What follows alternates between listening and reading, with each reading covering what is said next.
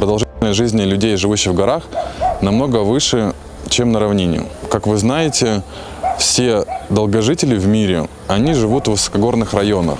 Вот примерно как этот. Вот такая деревушка небольшая под Арисабой. Здесь продолжительность жизни 88 лет в среднем. В Мехико, в самой Мексике это 78 лет. Продолжительность жизни в Украине 68 лет. Всего лишь 68 лет, задумайтесь. Вот мне сейчас 36. То есть, если я буду жить в Украине, то мне нужно прожить еще, по данным ВОЗ, где-то 30 лет. В чем же причина? Почему здесь люди живут дольше? Я попытаюсь воссоздать этот опыт на себе при восхождении на эту вершину.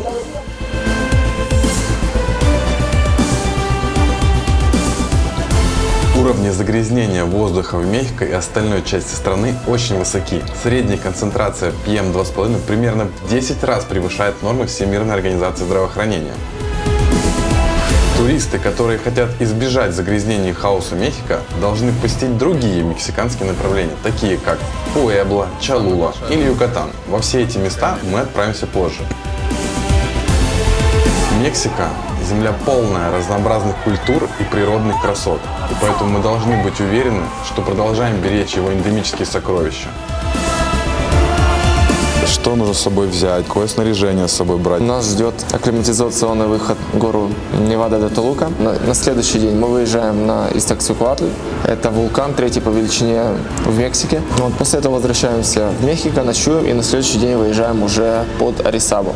Что делать туристам, которые часть снаряжения все-таки забыли? Итак, в случае с забытыми вещами ничего страшного нету. По поводу дождевика, например, всегда остается надежда на то, что не будет дождя. Либо мы заедем в Декатлон, докупим недостающее снаряжение, в этом нет сложности. Я на 5000 поднималась, там на 5400 на Турунгла. Если сравнить, насколько оно сложнее или чем отличается. То есть это 5000-ник, как минимум тут уже высота, плюс самая техническая сложность подъема, нужно все снаряжение, включая каски, ледорубы. Будем идти в связке. Вот. Поэтому готовиться нужно к такому. После этого ждет нас уже программа отдыха, да, море, солнце. Если вот находишься уже в связке и накрыло страхом, не могу идти, не хочу, не знаю, страшно пипец, дальше идти не могу, не хочу. Вариантов немного, либо бороть свой страх и идти вверх, либо, если это уже сделать невозможно, придется идти вниз. Сидеть на склоне не получится, эвакуации вертолетом тут нет. Ясно. На нашу кожу будет действовать лучи солнца, поэтому я всем рекомендую использовать максимально крем. Я подготовил для вас подарки. Хелиабрин, бальзам для губ, да, это бальзам для губ, очень классный. В горах очень важна защита FP50, а лучше больше. Но хороший крем и FP50 тоже справляется. Держи, вручаю. Держи тебе. Так. Пока могу сказать, классно, приятно, липкости нет, на губах приятный.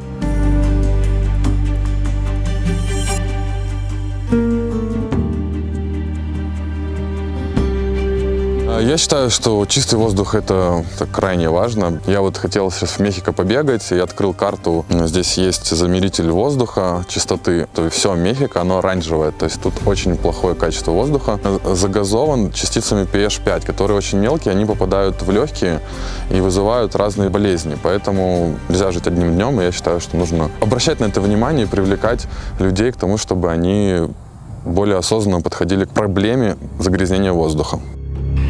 Я больше, наверное, склонен к тому, что он в жизни обычный, важен воздух, потому что в путешествиях ты не очень обращаешь внимание, иначе бы люди не ездили бы в Индию, в Китай, в Пакистан, в Тегеран, в Иран, там, где один из самых грязнейших воздухов в мире. Вот. То есть в путешествиях, мне кажется, это не настолько важно, как важно в общем, в целой экосистеме на Земле. Древняя империя Теотиуакан, что в переводе означает «место, где родились боги». Когда-то это был один из крупнейших городов мира. Их технологии поразили другие культуры, но они исчезли без объяснения причин. Они до сих пор не полностью изучены современной наукой, потому что их архитектура никогда не была раскрыта. Люди строили теории о том, что могло стать причиной их гибели, но никто точно не знает, что с ними случилось. Цивилизация славится обработкой камня, астрономией, точным календарем. развитием оригинальных систем письменности. Казалось, что в то время они были доминирующими в регионе, но внезапно бесследно исчезли. Было обнаружено, что под одной частью города есть туннель, ведущий в неизвестном направлении. Туннель залил водой стены, что может свидетельствовать о том, что когда-то он был обитаем, или это, возможно, было место, где они прятали свои ценности, когда они знали, что их ждет что-то плохое. —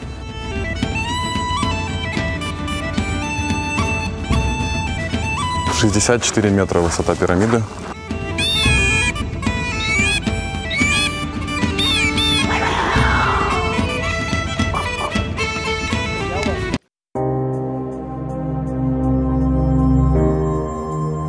Пятьдесят лет назад произошло сильнейшее извержение вулкана Невада-де-Толука. Города в долине были покрыты 15-сантиметровым пеплом. Дома, школы, фермы и церкви были похоронены. Теперь люди живут в долине и все восстановили. Сегодня мы отправляемся не так рано, как планировали восхождение. Наташа отравилась тайским супчиком из морепродуктов вчера. Мы немного отстаем по времени, поэтому шансы подняться у нас слишком малы.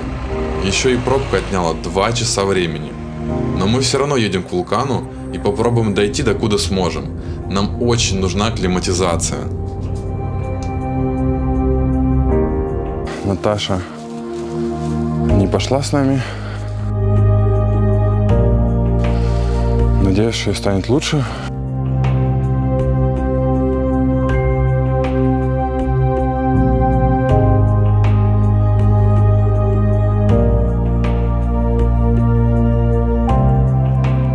Поднялись на 4000 метров.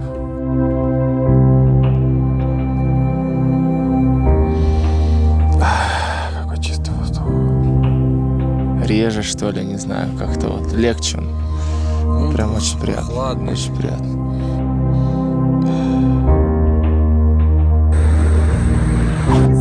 Спасибо, camarada, doble утро.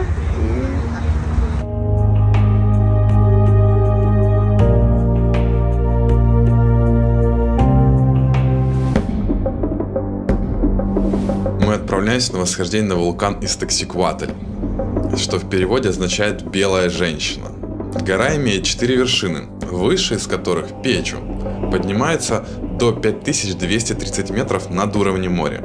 С запада и востока эти вершины напоминают голову, грудь, колени и ступни спящей женской фигуры. Археологические находки указывают на то, что ацтеки, представители более ранних цивилизаций, также восходили на гору.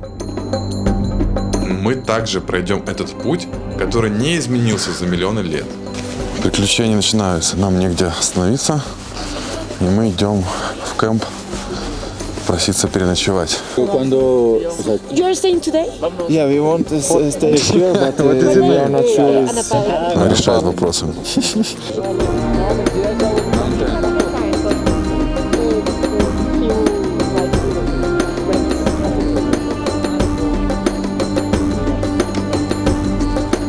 Мигель, окей. Мигель Мендоса. It's very hard. Very hard?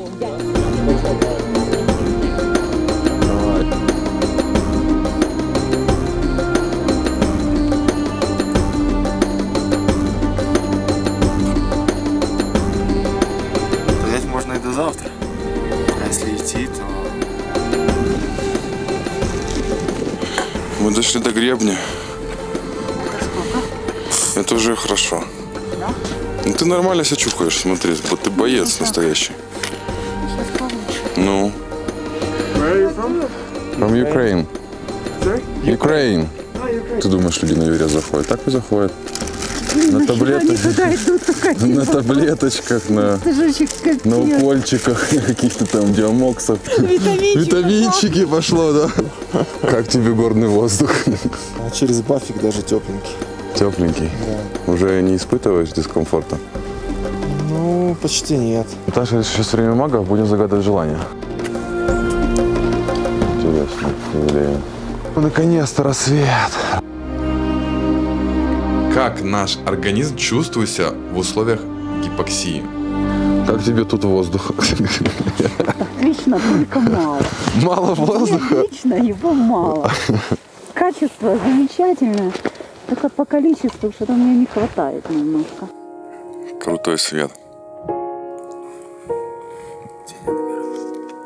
Как влияет нехватка кислорода на нас? С нашей стороны вид на Арисабу.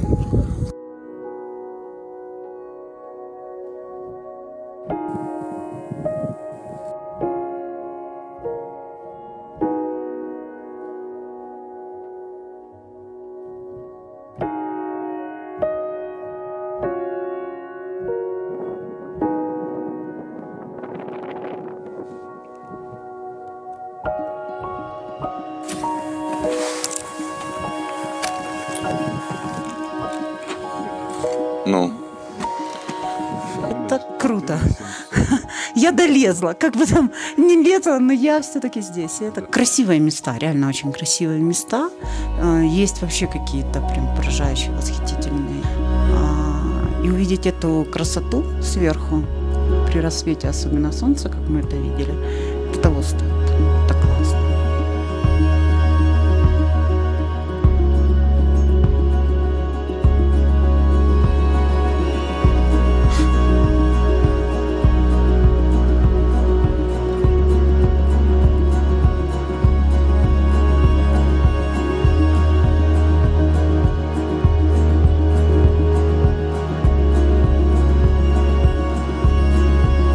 По взлету.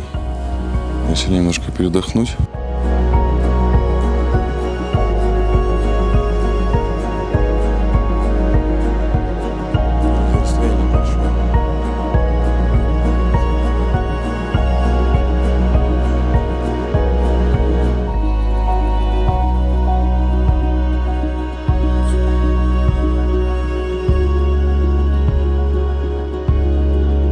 Считай, что мы поднялись сегодня на Арарат.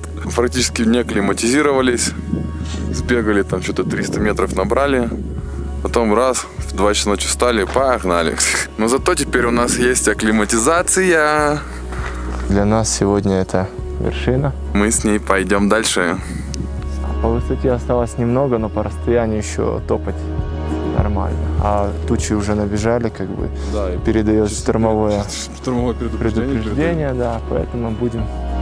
Мы акклиматизировались, на 5000 зашли, все, даже больше, 5,50.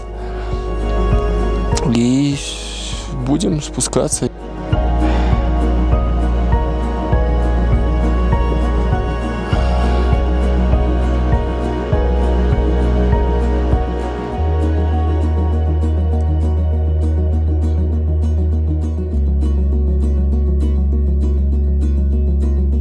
Погода испортилась.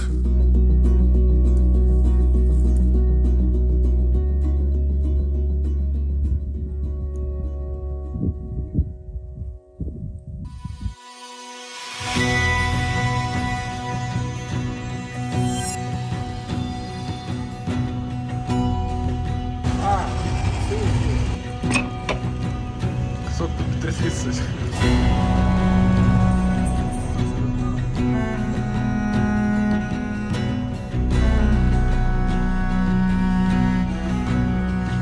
Благодарность. Мы находимся сейчас на 3000 метрах. Я вот сейчас прям смотрю на этого исполинового размера Арисабу. Снежная шапка красивая. Состояние прям сразу улучшается. Вот ничего не нужно делать. Ты должен просто идти вверх. В общем, более счастливые люди живут в горах.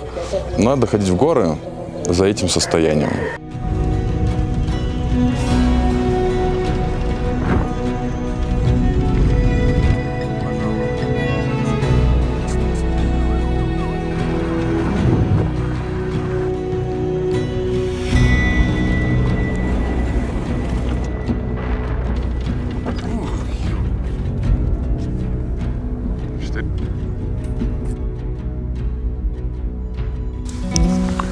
Получить заряд свежего горного воздуха, нейронные связи, эндорфины, эмоции.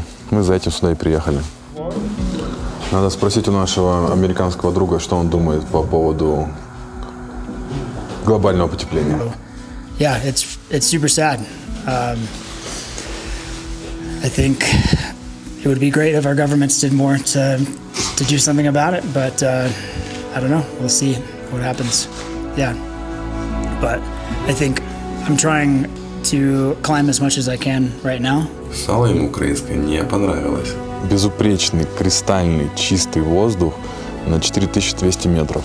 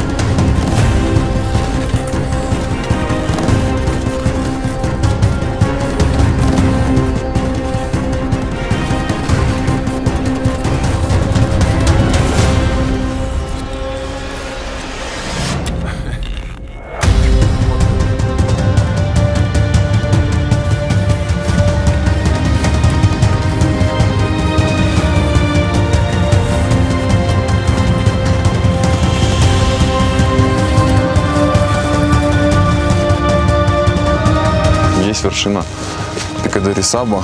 Самая высокая точка в Мексике и Центральной Америке. 5600 метров. Вы только вдумайтесь в эту цифру. Наташа, к сожалению, не смогла с нами подняться сюда. Она заболела. Ну, вас с вашими горами не пойду я ни в какие горы.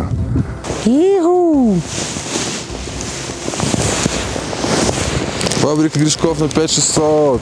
Мне дышится просто на всю грудь. Ну, то есть очень комфортно. Насыщение кислородом артериальной крови увеличивается до 96%. Поэтому такие все эйфоричные люди в горах встречаются.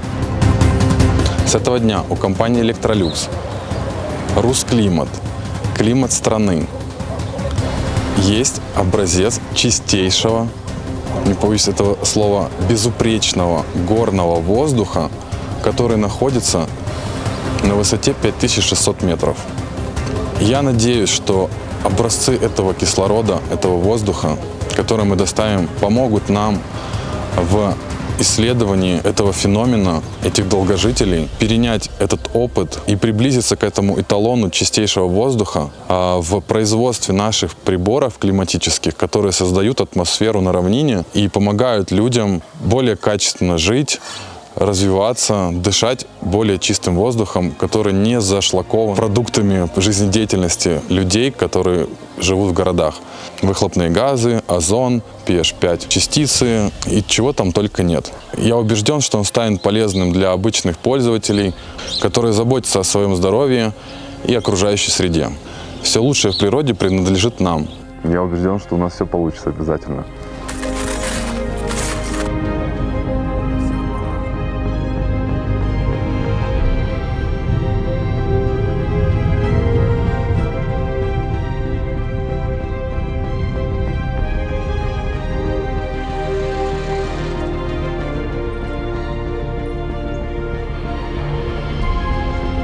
Огромные картинные галереи, сувенирные лавки. Нам очень понравилось место, картинная галерея.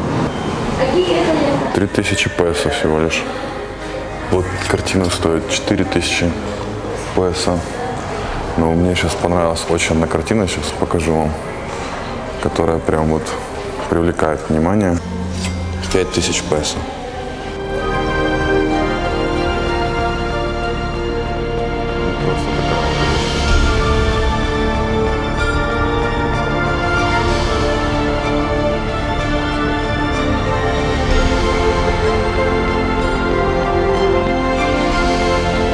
Самую главную достопримечательность района Пуэбла – это храм, главный храм Чалулы. Вот сейчас звучат колокола. 11:35 колокола звучат. Очень красивый, невероятно богатый храм. Построен он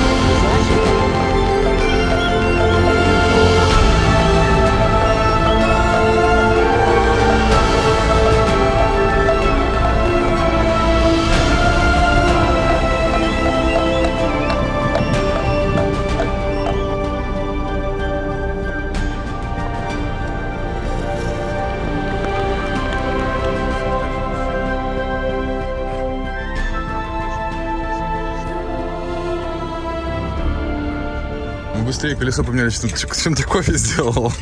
Ты видишь, какой уровень?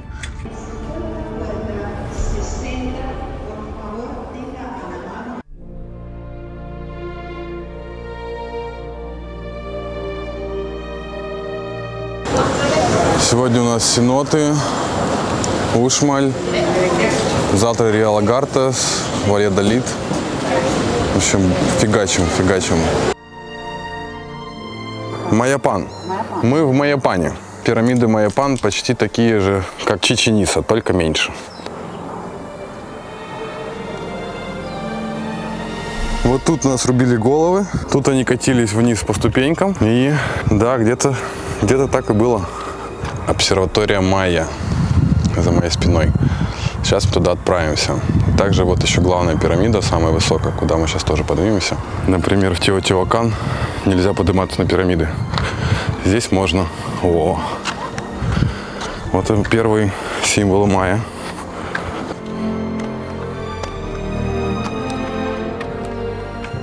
Затерянный город.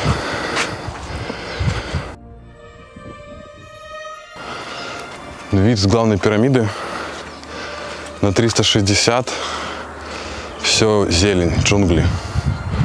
Не каждый может найти. Можно босиком походить по вот этой вот вековой истории.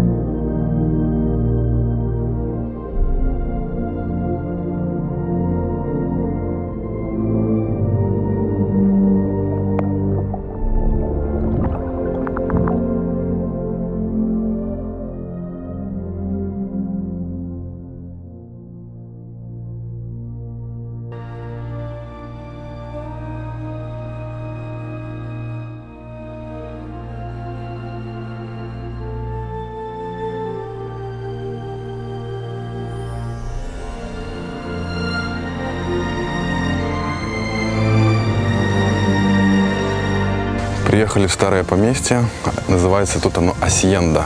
Тут только разрушенный комплекс такой красного цвета. Выглядит он очень красиво, конечно, в зелени утопает. Цветы тут растут, агава, апельсины. Да, интересное место. Мое детство, впечатление. Я приехал к бабушке в деревню летом. Пришел летом к ДК разбитому. И тут вся жизнь происходит на этих ступеньках. В этой Асьонде. Примерно такое же строение.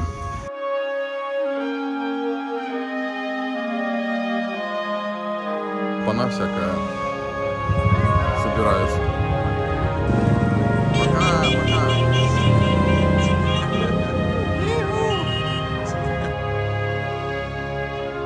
Майя были первыми, кто заселил Юкатан, Ушмаль, город предков. Они создали первые пирамиды для поклонения своим предкам, чтобы исследовать Землю своими открытиями.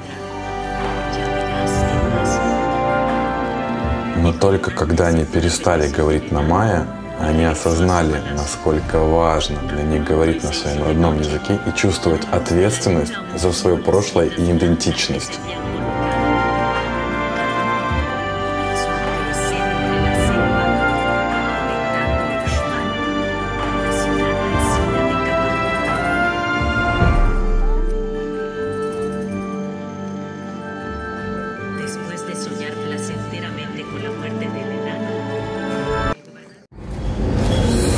Вчера была очень насыщенная программа, было много интересного.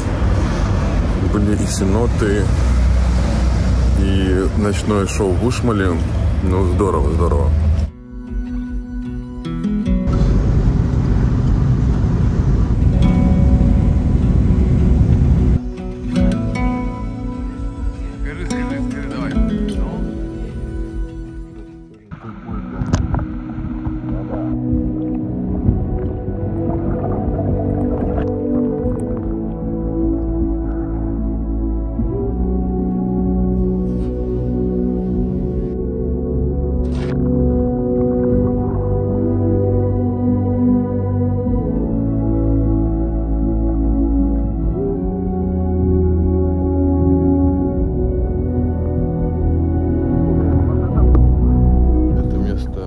Где майя делали какой-то круг. Тут есть такие огромные деревья, древние.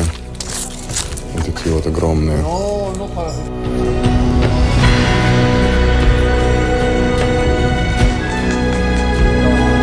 Мы побывали в джунглях на месте ритуалов и церемоний майя. Здесь удивительно звучит голос, он дает эхо.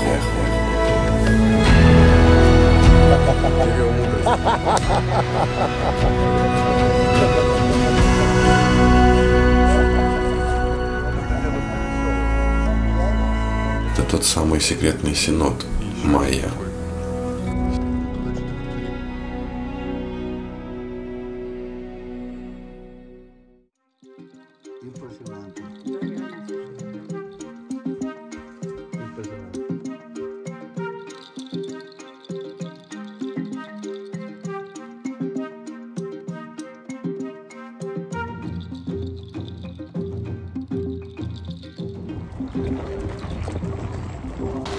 Сан-Филиппе такой есть городок, который отделяет нас от Мексиканского залива. Мы едем, еще осталось нам 10 километров до Риа-Лагартос. Там нас ждет лодка, и мы отправимся на экскурсию Лагартос. Риа-Лагартос, вот. Лагартос.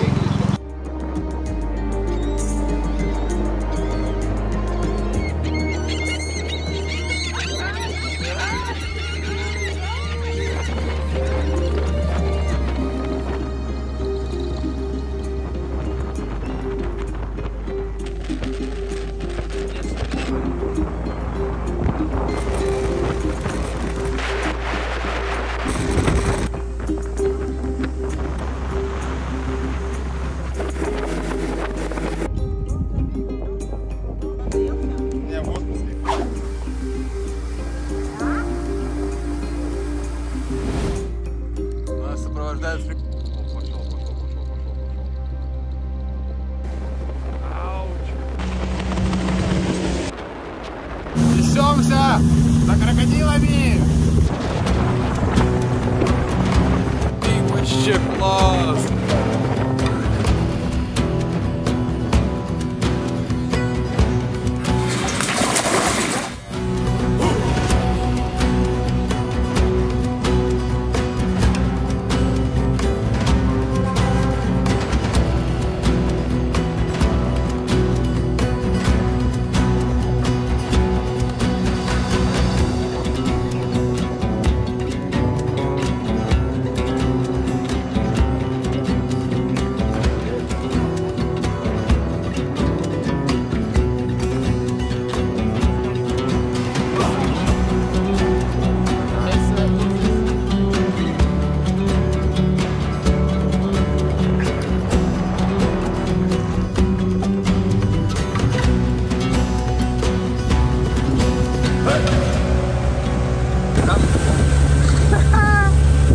Ночью поедем там.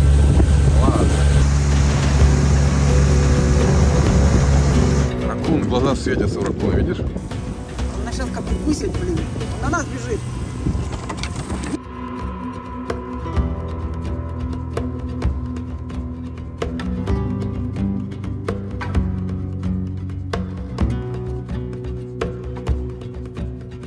Когда приедете в Тулум, обязательно берите какой-то транспорт, велосипед или байк, потому что расстояния здесь, конечно, очень большие.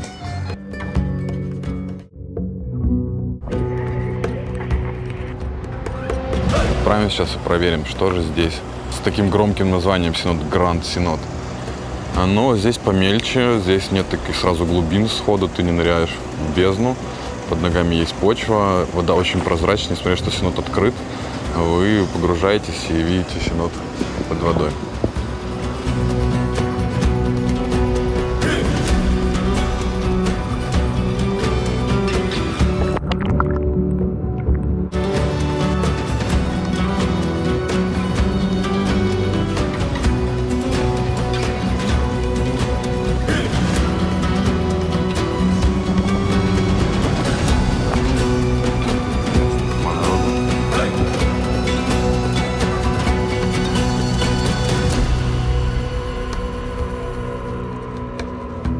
Следят за порядком, но это не помешало сегодня ночью украсть с моего мопеда аккумулятор.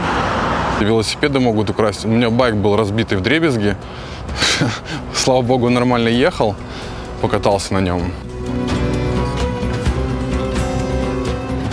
Шумит Карибское море.